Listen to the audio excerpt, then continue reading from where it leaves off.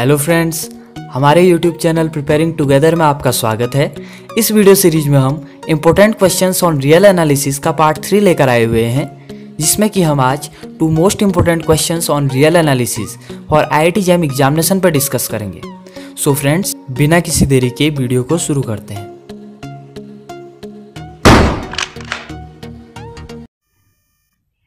So friends, जो हमारा पहला क्वेश्चन है IIT JEM 2017 में आया हुआ क्वेश्चन है। आज का जो वीडियो है इसमें हम IIT JEM में आए हुए 2 इंपॉर्टेंट क्वेश्चन को डिस्कस करेंगे। एक से बढ़ के एक क्वेश्चन है, देखिए इनको जरा। तो क्वेश्चन क्या बोल रहा है, देखिए। Let an equal to bn plus 1 upon bn और b1 equal to 1 and b2 equal to 1, bn plus 2 equal to bn plus 1 for all n belongs to natural number. तो हमको 4 ऑप्शन दिए हुए हैं, इनमें से कौन सा होगा। सॉरी, इसमें एक चीज लिखना भूल गया मैं। Then limit n tends to infinity an is, मुझे इसकी वैल्यू निकालनी है। सॉरी, इतना लिखना मैं इधर पे मिस कर गया था। तो हमें ये वैल्यू निकालनी है, limit n tends to infinity an की वैल्यू निकालनी है। तो चलिए इसका सॉल्यूशन करते हैं। देखिए ये क्वेश्चन क्या कहता है।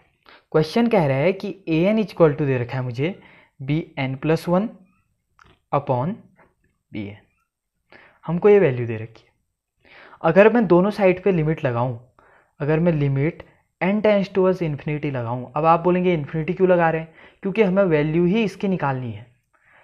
Limit n tends to infinity an equal to, देखिए इधर भी लिमिट लगाया तो इधर भी लिमिट लगाऊंगा, limit n tends to infinity bn plus 1 upon bn। और इसको मान लीजिए, इतना बड़ा लिखने से अच्छा मैं इसको एक L मान लेता हूँ, इसको लेट कर लेता हूँ। कहने का मतलब जो ये सीक्वेंस है an, वो सीक्वेंस पॉइंट L पे कन्वर्जेंट है, या कह सकते हो कि sequence an is converging on point L, इस पॉइंट पे वो कन्वर्ज हो रही है। अब इस पे देखिए और इसको आप हाईलाइट कर लीजिए। ये इक्वेशन मेरा काफ़ी काम का है, ठीक है, इसको आप हाईलाइट कर लीजिए। अब देखिए, अब मैं निकालता हूं an प्लस 1। मान लीजिए मैं एक an था, अब मैं an प्लस 1 उसकी एक नेक्स्ट टर्म निकालता हूं, तो इसको क्या हो जाएगा b, इधर पे भी n की जगह में n प्लस 1, तो या आप कह सकते हो n equal to n plus 1 रखने पे, ठीक है। तो क्या हो जाएगा b, n की जगह में n प्लस 1 रखूंगा तो n प्लस 1 प्लस 1, तो n plus 2 upon b n plus 1।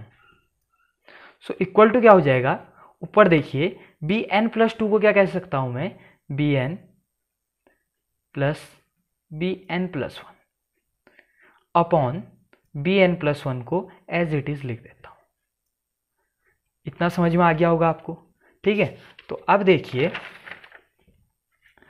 तो an प्लस 1 इक्वल टू क्या हो जाएगा, देखिए ये देखिए an प्लस 1 इक्वल टू, ये आ गया था मेरा। इसको मैं दोनों के डिनोमिनेटर में ले लेता हूँ, क्योंकि आप जानते हैं कि 3 माइनस 2 अपॉन 5 में 5 3 का भी डिनोमिनेटर है एंड 2 का भी डिनोमिनेटर है। तो ये क्या हो जाएगा, bn upon bn plus 1 plus bn plus 1 upon bn plus 1। ये अभी हम किसी को समझा रहे हैं या खुद से प्रैक्टिस कर रहे हैं, तब हम इतना लंबा लेके चल रहे हैं, ताकि हम एक पॉइंट टू पॉइंट एक बारीकी से इस क्वेश्चन को समझ पाए। अगर आप इसको एग्जाम पॉइंट ऑफ व्यू से या टाइमर लगा के कर रहे हैं तो इतना लंबा स्टेप ना लेके चलिए, बीच में एक आध स्टेप अपने दिमाग में सॉल्व कर लीजिए, ठीक है। ये आपका काफ़ी टाइम बचाएगा। तो ये देखिए an प्लस 1 इक्वल टू मेरा ये आ गया। इसके बाद इससे 1 टाइम कट जाएगा, तो an प्लस 1 इक्वल टू क्या हो जाएगा, bn upon bn plus 1 plus 1 हुआ। अब देखिए limit n tends towards infinity, अब दोनों साइड लें, टेक लिमिट बोथ साइड, दोनों साइड में लिमिट लगा देता हूँ, ऐसा लिख लीजिए, चलिए, ठीक है। तो limit n tends to infinity an plus 1 equal to क्या हो जाएगा, limit n tends towards infinity bn upon bn plus one ये हुआ। तो इसको मैं क्या लिख सकता हूँ, अब ये क्वेश्चन का यू टर्न आया। देखिए अब ये क्वेश्चन असल क्वेश्चन हुआ, जो ये स्टेप है इस स्टेप को आप नोट कर लीजिए, ठीक है। ये स्टेप के बाद असल क्वेश्चन आया, कैसे देखिए। अब मैं इसको डायरेक्ट लिखता हूँ कि limit n tends to infinity an plus one को मैं l ले लेता हूँ। पर आप कहेंगे कि l की वैल्यू तो मेरी ये थी, लिमिट an l है, ठीक है। मैंने पीछे लिखा था कि limit n tends towards infinity an equal to l है मेरा, मैंने ऐसा पीछे लिखा हुआ था। पर यहाँ मैं n प्लस वन को l मान रहा हूँ, तो ऐसा कैसे, ठीक है। तो इसका एक्सप्लेनेशन होगा, चाहे आप an बोले, an प्लस वन बोले, an माइनस वन बोले, an प्लस टू बोले, या an प्लस 1000 ही बोल लीजिए, ये है तो एक ही सीक्वेंस के टर्म, सीक्वेंस तो ए ही है। ये उसका nth टर्म है, ये n प्लस वन टर्म है, ये n माइनस वन टर्म है, ये n प्लस टू टर्म है, ठीक है। तो सीक्वेंस तो ये एक ही है।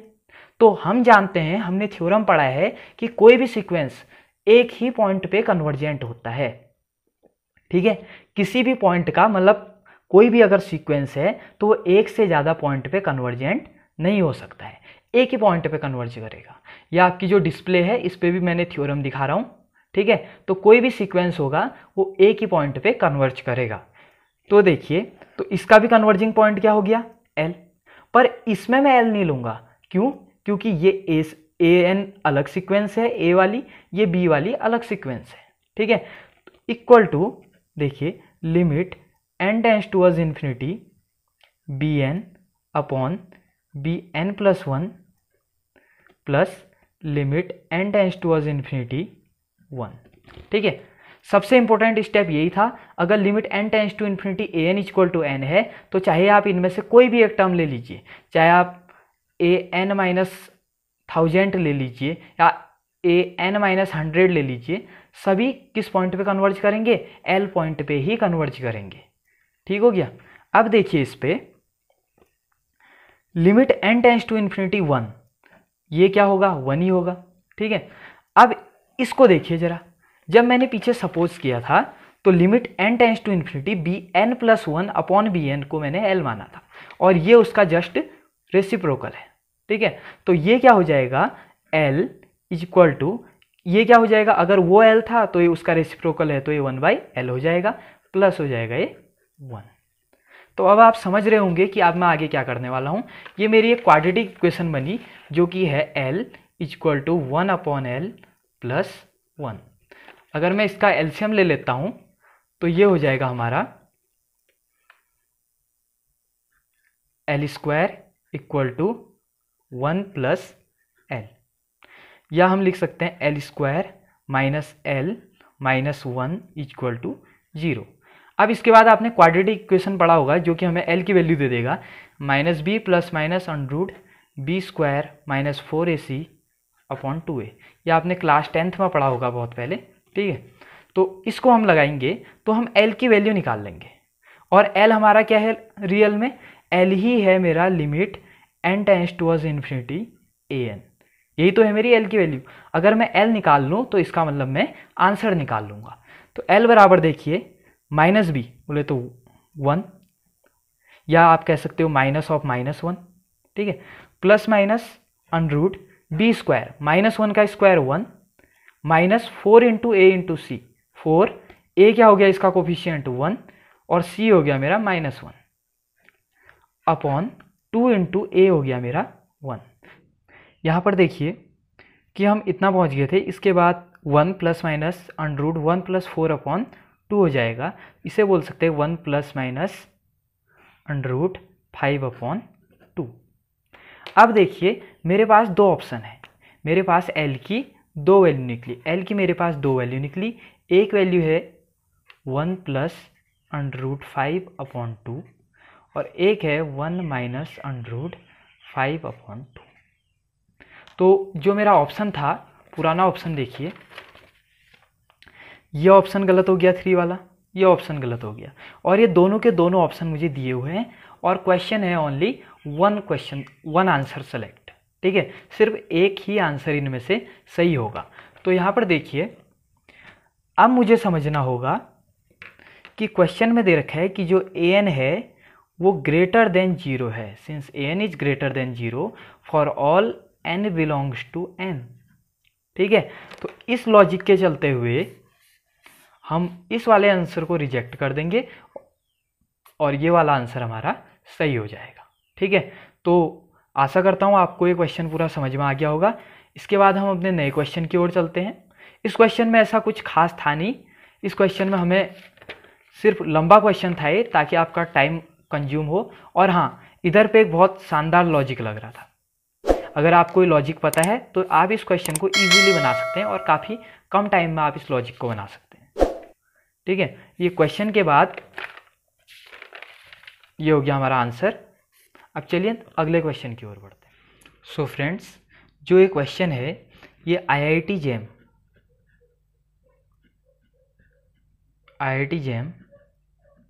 2019 में आया हुआ क्वेश्चन है, जो कि IIT खड़गपुर ने में भी कंडक्ट कराया था। ठीक है, तो इस क्वेश्चन को देखते हैं, काफ़ी बेहतरीन क्वेश्चन है। इस क्वेश्चन में देखिए एक बार, ये क्वेश्चन कहना क्या जाता है, let an be the sequence of real number such that a1 equal to 1 and an plus 1 equal to an plus an square for all n greater n equal to 1। ठीक है, देन हमको ये 4 option दे रखे हैं, इन 4 ऑप्शनों में से कौन सा सही है। इसमें एक खास बात बता दूं, ये क्वेश्चन MSQ में आया हुआ है, जिसमें कि एक से ज़्यादा ऑप्शन करेक्ट हो सकते हैं। ठीक है, तो इसका मतलब है कि ज़रूरी नहीं कि हमने एक ऑप्शन निकाला वो सही है, हमें चारों के चारों ऑप्शंस 1 बाय 1 चेक करने होंगे। तो चलिए क्वेश्चन को शुरू करते हैं। सॉल्यूशन, हमको गिवन क्या है, गिवन है हमको an plus 1 equal to an plus an square. ये एक्सप्रेशन हमको गिवन है, इसको इक्वेशन नंबर 1 मान लीजिए। अब देखिए, इसमें मैं कुछ पुट करता हूँ, मुझे a1 दिया है तो इसका मतलब इसका कुछ ना कुछ यूज यहाँ पर होगा। तो मैं अगर n बराबर 1 पुट करूँ तो ये क्या बन जाएगा, इट इम्प्लाइज दैट, क्योंकि n greater than and equal to 1 का है, आप ऐसा नहीं कह सकते कि मैं n 0 से क्यों नहीं पुट किया। ठीक है, तो n मुझे या तो 1 या 1 से बड़ा पुट करना है, तो मैंने n इक्वल टू 1 पुट किया। तो क्या हो जाएगा, a1 प्लस 1 a2, ठीक है, 1 प्लस 1 2 हो गया, इक्वल टू n की जगह 1 करूंगा तो a1 प्लस a1 स्क्वायर। तो a1 की वैल्यू मुझे देखिए 1 दे रखी है, तो 1 प्लस 1 का स्क्वायर इक्वल टू 2 आ गया। ऐसे ही मैं अगर n इक्वल टू 2 निकालूं, it implies that a2 plus 1 3 equal to 2 रखूंगा तो a2 plus a2 square. It implies that a2 की वैल्यू मैंने ऊपर से 2 निकाली, देखिए पहले वाले एक्सप्रेशन से a2 2 निकल गया, प्लस 2 का स्क्वायर, 2 का स्क्वायर 4, 4 प्लस 2 6। अब n इक्वल टू 3 रखूंगा, it implies that a3 plus 1 हो जाएगा मेरा 4 equal to a3 plus a3 square equal to, देखिए 6, a3 की वैल्यू 6 निकाली, प्लस 6 का स्क्वायर, 6 का स्क्वायर 36 और 36 प्लस 6 42। ठीक है, और ऐसे ही मैं आगे तक निकालते रहूँगा। मैंने सिर्फ 4 तक इसलिए निकाला क्योंकि मुझे यहाँ सबसे ज़्यादा a4 दिया हुआ है, ताकि मैं ऑप्शन 1 को चेक कर पाऊँ। तो आप ऐसे भी चेक कर सकते हैं कि a4 क्या 42 इन सबके इक्वल आ रहा है, आप ऐसे भी रख सकते हैं। ठीक है, क्योंकि आपको a1 पता है, a2 पता है, a3 पता है, तो आप ऑप्शन 1 में डायरेक्ट रख सकते हैं। ठीक है, तो ये ऑप्शन तो आप घर में कीजिएगा और इस मेथड से आप घर में कीजिएगा। मैं ऑप्शन चेक करने का, इस ऑप्शन को चेक करने का एक अल्टरनेटिव मेथड बताता हूँ। देखिए, जैसा कि मुझे ऑप्शन दिया है a4 equal to a1, 1 plus a1, 1 plus a2, 1 plus a3। ठीक है, आपके पास 2 मेथड है, एक मेथड तो आप कीजिए, उस मेथड में क्या है कि a4 इक्वल टू मेरा 42 आया और a1 इक्वल टू मेरा 1, 1 प्लस 1, 1 प्लस 6 और 1 प्लस a3 की वैल्यू आई मेरी सॉरी 1 प्लस यहाँ पर 2 और यहाँ पर 1 प्लस 6, तो इसको 6 और 1 7, 2 और 1 3, 7 यानी 21, 21 दूना 42 इक्वल टू आ गया 42। देखिए यहीं पर कर दिया मैंने, अब आपको खुद से करने की भी ज़रूरत नहीं है। अब मैं इसका आपको अल्टरनेटिव मेथड बताता हूँ। देखिए एक तरीका और है, जो A3 था A4 था, ये आया था A3 प्लस A3 का स्क्वायर, इतना आया हुआ था। ठीक है, पीछे देखिए एक्सप्रेशन, ये देखिए इसको मैंने लिखा, तो A4 इक्वल टू, अगर मैं A3 कॉमन ले लेता हूँ तो 1 प्लस A3 बचेगा। अब A3 को क्या लिख सकता हूँ, देखिए A3 को लिख सकता हूँ मैं A2 प्लस A2 का स्क्वायर। देखिए पीछे एक्सप्रेशन लिखा हुआ है, और यहाँ पर 1 प्लस A3। अगर आपको राइटिंग समझ में कोई दिक्कत आ रही है तो माफ़ कर दीजिएगा। अब यहाँ पर देखिए इक्वल टू A2 कॉमन लिया, 1 प्लस A2, और यहाँ पर बचेगा 1 प्लस A3। दोबारा मैं A2 को लिख सकता हूँ, A2 को लिख सकता हूँ मैं A1 प्लस A1 का स्क्वायर, और यहाँ पर 1 प्लस A2 और 1 प्लस A3, इसको मैंने एज इट इज उतार दिया, तो कोई दिक्कत नहीं होगी आपको यहाँ तक। इसके बाद देखिए अगर मैं A1 कॉमन लेता हूँ तो यहाँ पर बचेगा 1 प्लस A1, और इधर पे बचेगा 1 प्लस A2, 1 प्लस A2, और इधर पे बचेगा 1 प्लस A3, और यहाँ का था मेरा A4। तो देखिए मैं इस ऑप्शन को प्रूव कर चुका हूँ कि A4 इक्वल टू मेरा ये आ गया। इसका मतलब मेरा ऑप्शन 1 सही है। अब देखिए अगर आप क्वेश्चन को बढ़िया से देखते हैं और अपना टाइम बचाना चाहते हैं तो एक चीज़ देखिए, ऑप्शन 1 इन तीनों ऑप्शन से डिफरेंट है, और ये तीनों ऑप्शन कहीं ना कहीं इनका पैटर्न लगभग सेम है। तो हो सकता है कि मैं इन तीनों ऑप्शन को एक ही साथ चेक कर दूं रेदर देन कि मैं इन्हें 1 बाय 1 चेक करूं। ठीक है, तो मैं यहाँ पर आपको एक साथ चेक करके दिखाता हूँ एक लॉजिकल मैनर से। देखिए पहले मैं ऑप्शन लिख दूँ। ऑप्शन क्या कह रहा है, एक ऑप्शन है मेरा limit n tends towards infinity 1/an equal to 0। दूसरा ऑप्शन है मेरा limit n tends towards infinity 1/an equal to 1, और तीसरा ऑप्शन है मेरा limit n tends towards infinity an equal to 0। मेरे पास ये तीन ऑप्शन है। ठीक है, आप पीछे क्रॉस चेक क्वेश्चन में मिला सकते हैं। ये मेरे तीनों 1 2 और 3, ये तीन ऑप्शन है।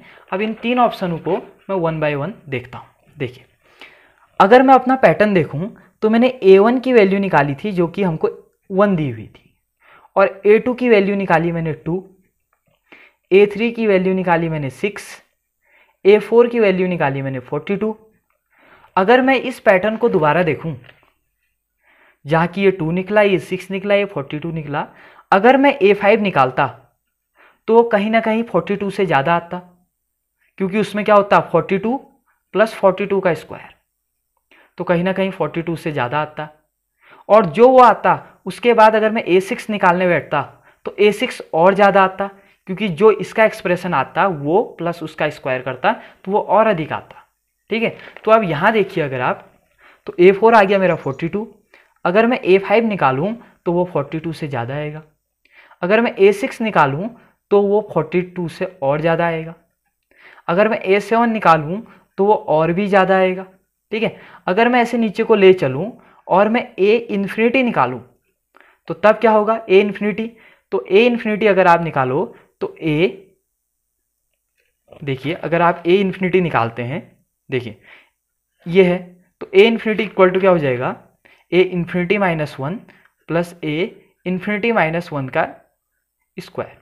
ठीक है, जो कि अगर आप सॉल्व करेंगे तो A इन्फिनिटी माइनस 1 प्लस ये इनसे बहुत बड़ी वैल्यू होगी, जो कि अप्रॉक्स इन्फिनिटी के इक्वल ही होगी, क्योंकि ये 1 है, ये 2 है, ये 6 है, ये 42 है, ये उससे ज़्यादा, फिर और ज़्यादा, फिर और ज़्यादा। अगर ये नीचे को बढ़ते रहेगा तो ये इन्फिनिटी के अप्रॉक्स से आएगा, इन्फिनिटी को टेंड करेगा। तो यहाँ देखिए हमने पैटर्न देखा कि नीचे को वैल्यू जाने पे बढ़ रही है, तो A इन्फिनिटी के अप्रॉक्स वैल्यू मेरी क्या आई है, इन्फिनिटी आई है। और मैं A इन्फिनिटी को दूसरे तरीके से लिख सकता हूँ, limit n tends towards infinity an क्या मैं ए इन्फिनिटी को ऐसा लिख सकता हूँ? देखिए अगर एन की जगह मैं इन्फिनिटी रख दूँ तो ये दोबारा ए इन्फिनिटी आ जाएगा, जिसकी वैल्यू मेरी क्या आई है? इन्फिनिटी आई है। तो मेरा एक आंसर ये आ गया कि limit N tends towards infinity A N equal to infinity. ठीक है, अगर मैं पीछे ऑप्शन देखूं तो इनमें से कोई भी ऑप्शन इसके साथ नहीं मिल रहा है। ठीक है, इनमें से कोई भी ऑप्शन इसके साथ नहीं मिल रहा है, तो मुझे इन ऑप्शन में थोड़ा सा छेड़छाड़ करने की ज़रूरत है। या तो ऑप्शंस में छेड़छाड़ करूं या मैं अपने आंसर में छेड़छाड़ करूं। तो देखिए अगर मैं अपने आंसर को थोड़ा सा मॉडिफाई करता हूं, क्योंकि ऑप्शन में मुझे 1 बाय 1 तीनों ऑप्शन करने पड़ेंगे और उसे अपने आंसर जैसा लाना पड़ेगा, उसमें मेरा काफ़ी टाइम कंज्यूम हो जाएगा। अगर मैं इस आंसर को ऑप्शन की तरह ले जाऊं तो देखिए limit N tends towards infinity A N equal to infinity है, तो limit N tends towards infinity 1 upon a one a n. ठीक है, मैंने उसका रेसिप्रोकल कर दिया, इक्वल टू क्या हो जाएगा यहाँ पर भी 1 अपॉन इन्फिनिटी, जो कि क्या आएगा? इक्वल टू 0 के इक्वल आएगा। आप जानते हैं कि 1 अपॉन इन्फिनिटी 0 होता है, तो मेरा आंसर निकला limit N tends towards infinity 1 upon A N is equal to 0। ये मेरा आंसर निकल गया। और ये आंसर क्या है? ये ऑप्शन। ठीक है, तो हमने देखा कि जो हमारा क्वेश्चन था, इस क्वेश्चन में ऑप्शन 1 और ऑप्शन 2 हमारे सही हैं, बाकी 2 ऑप्शन हमारे गलत हैं। क्यों? बाकी 2 को भी अगर हम एक बार सेटिस्फाई हो जाएं तो देखिए हमने निकाला 1 upon A N equal to 0, but यहाँ पर 1 upon A N equal to 1 बोल रहा है। अगर 0 आ गया तो 1 नहीं हो सकता, तो ये ऑप्शन तो गलत है। और limit N tends to infinity A N equal to 0 कह रहा है, जबकि हमारा यहाँ पर आया था limit N tends to infinity A N equal to infinity आया था, उसका उल्टा आया था। ठीक है, तो यह ऑप्शन भी हमारा गलत हो गया, ए और बी ऑप्शन सही हो गए। ठीक है, तो इसमें देख लीजिए, एक बार मैं दोबारा इस क्वेश्चन को जल्दी से बता देता हूँ।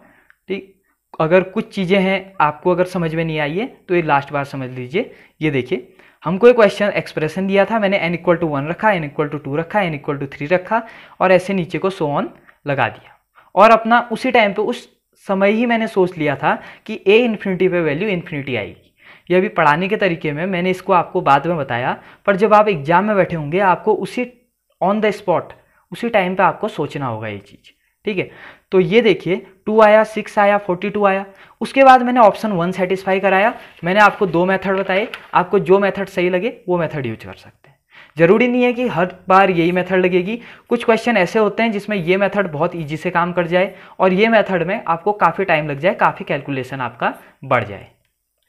उसके बाद जैसे आपका ऑप्शन 1 सेटिस्फाई हो गया, हमने उसके बाद अपना पैटर्न नोट किया कि a1 इक्वल टू 1 आया, a2 इक्वल टू 2 आया, a3 इक्वल टू 6 आया और a4 इक्वल टू 42 आया। अगर मैं नीचे को जाते रहूँगा तो वैल्यू बढ़ते जाएगी, अगर मैं इन्फिनिटी की ओर जाऊँगा तो वैल्यू भी मेरी इन्फिनिटी आएगी।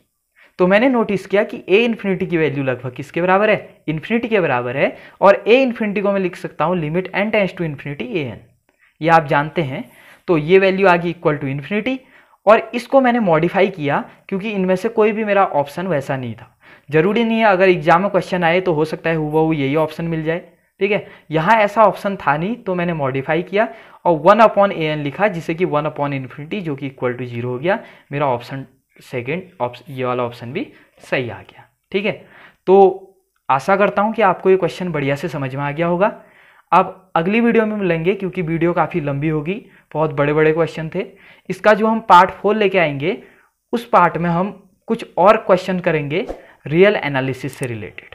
ठीक है, तब तक आप पढ़ते रहिए और अपनी प्रैक्टिस करते रहिए। मिलते हैं हम पार्ट 4 के साथ।